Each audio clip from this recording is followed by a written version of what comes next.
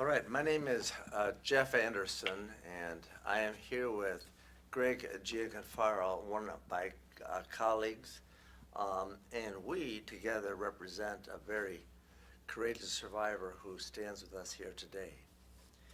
And he stands with us here today because he stands up for his truth, and that truth is that as a young child at the age of 7, for 2 years, he was violated by a trusted authority figure, a brother Walter Hicks, at his school, St. Peter's. And he courageously has now filed this lawsuit in Camden County. It's entitled JAGG Doe 1 versus the Diocese of Camden and the Brothers of Charity. And in it, he names the offender, Walter Hicks, Brother Walter Hicks. Brother Walter Hicks is now deceased. But the damage he did to this now adult male, who was then a child, is evergreen. And until this week, there was little or nothing this man, then child, could do. Now, the law allows this John Doe to come forward.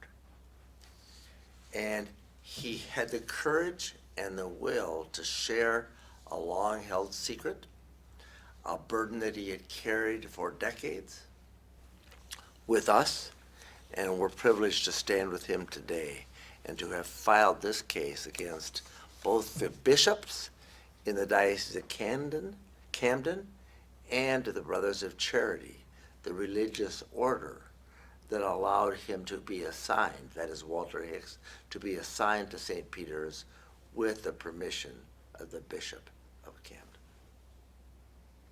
Until this point in time, the law did not allow this John Doe to come forward. Did not allow a survivor to hold the perpetrator accountable or those that chose to protect the perpetrator. The law has changed, so it's time. And this John Doe chose to file this case anonymously because he can. He stands with us today, however, making another choice that requires a lot of courage. And his name is Michael Troyano. And Michael stands with us today because he also made the choice to use his name, even though he didn't have to. And to stand so that he could reach other survivors to let them know they can come forward. And he stands with us today to also have it known that it's time. It's time for the Diocese of Camden, the Brothers of Charity, and the religious organizations that have employed such dangerous practices that protected Walter Hicks to change. It's time for change. It's time for a cleanup of a massive cover-up. And that's why Michael has decided to share this long-held burden today publicly, even though he didn't have to. So Michael, please step forward, introduce yourself, and tell us why you chose to take this action here today, and also to use your name and be public, even though you did not have to. Good afternoon. My name is Michael Troyano. I did want to come here today to put a face on my complaint.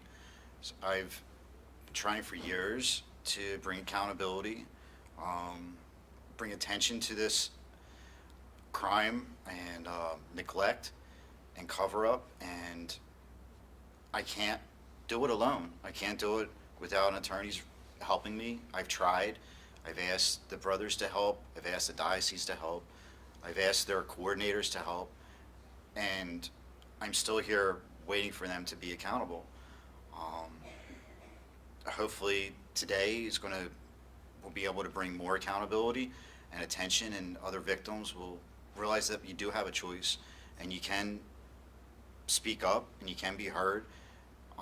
I've been told by lawyers, I've been told by law enforcement, there's nothing I can do. I was abused by an institution and by a charity. It didn't matter. None of that should matter, but it does, apparently, or it did in New Jersey, and it took almost 20 plus years to have legislation change so that a victim can be able to come forward. I feel like I get abused every time I have to come forward to somebody that doesn't know that I was a victim. And because the law has hidden the perpetrators, so now maybe victims don't have to go through what we're going through today. They shouldn't have to. You should be able to make your claim and go forward. This is unfair, but it's where we are today. Hopefully, in other victims in other states, because that seems to be what's going on here. Every state has its own way of dealing with victims, and every diocese, and it's not just in Jersey, it's everywhere. It's across the world how it's handled.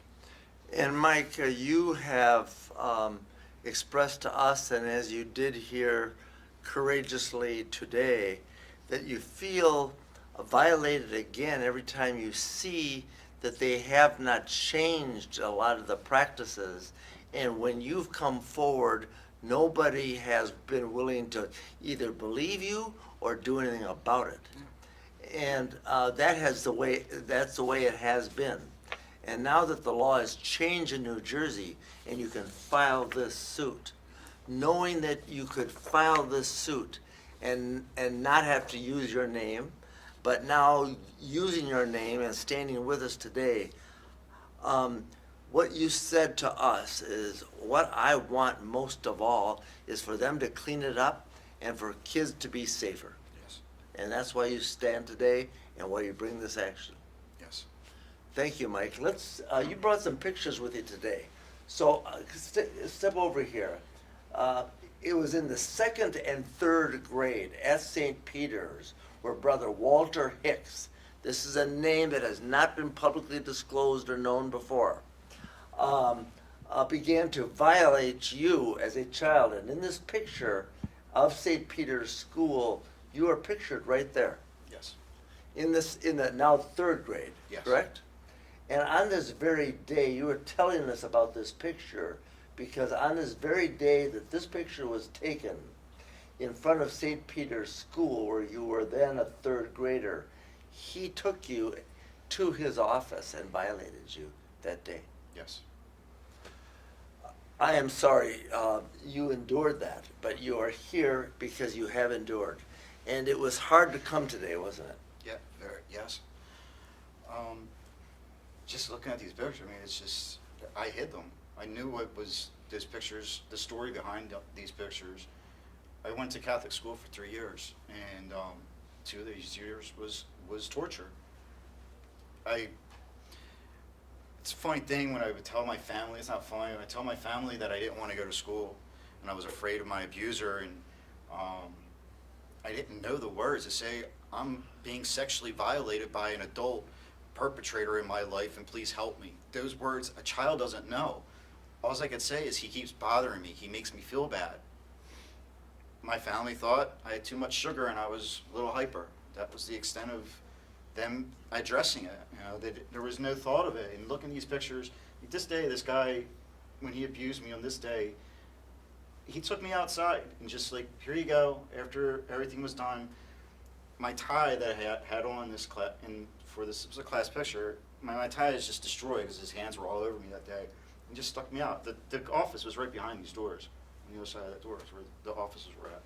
And he's in this picture, but not in the view. He's standing over here, kind of like gloating, like what he had done. Well, Michael, we really appreciate the courage you're demonstrating by not only just bringing these pictures, but sharing this journey with us and taking this action today. And you have mentioned that you had come forward to the diocese, you'd come forward to the Brothers of Charity, you had sought help and or tried to get their attention, and they always turned a blind eye. And until today, in the filing of this lawsuit, Brother Walter Hicks had never been publicly identified as an offender, even though he had this history of having violated Michael for, we know, 2 years, and good reason to believe that he violated many others.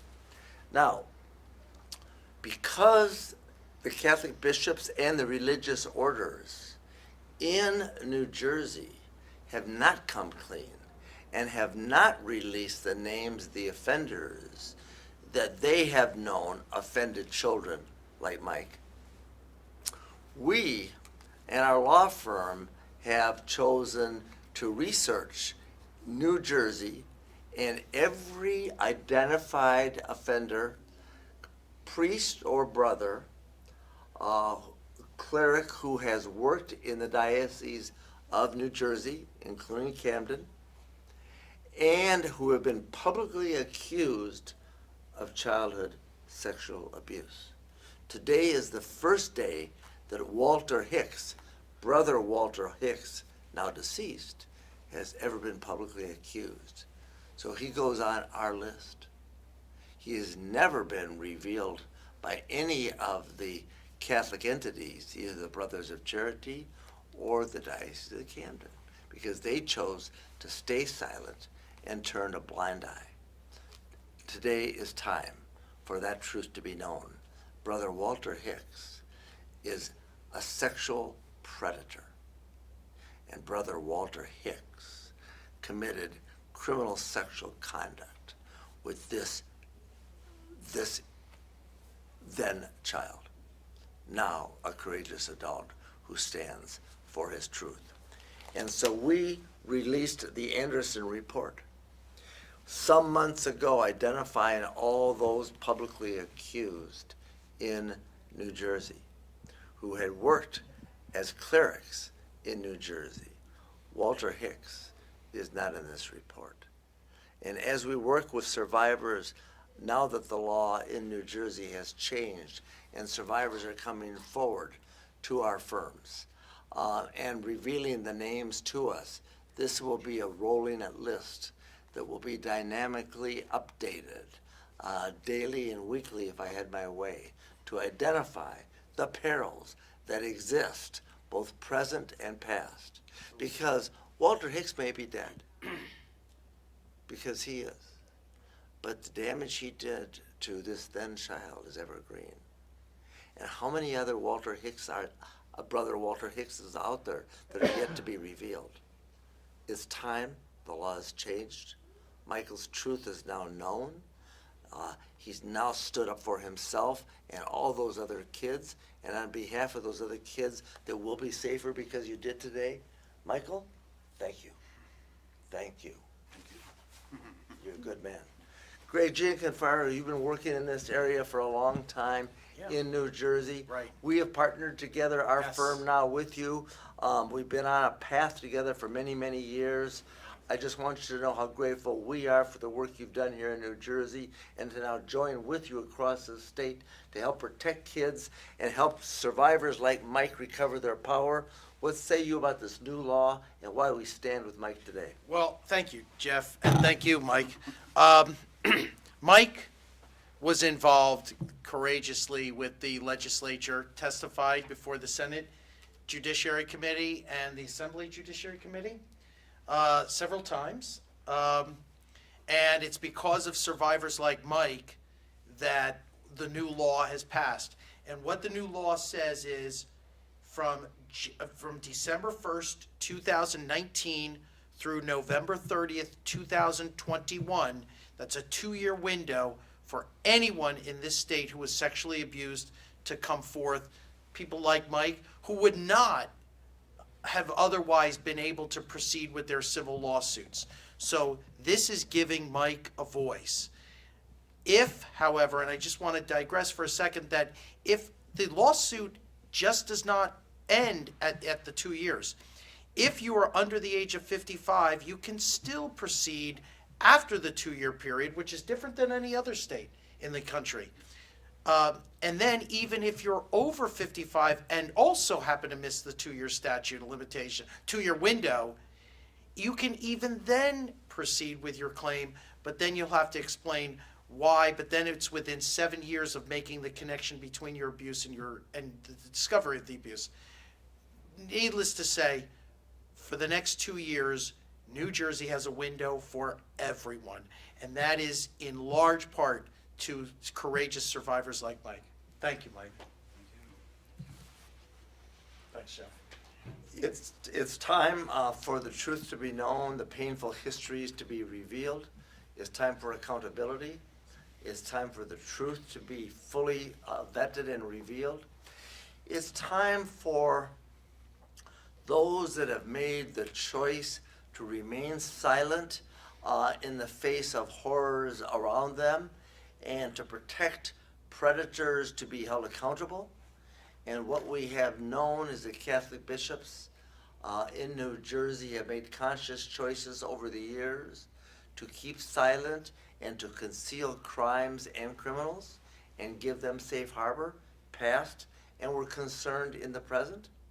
So it's time for them to come clean, and because the law allows it, this gives survivors time to come forward when you are ready, and allows survivors, men and women of any age who have been violated as vulnerable adults or children, to come forward and expose their offender, have their truth known and validated, and also hold those accountable that made the conscious choices to protect the offenders instead of the kids.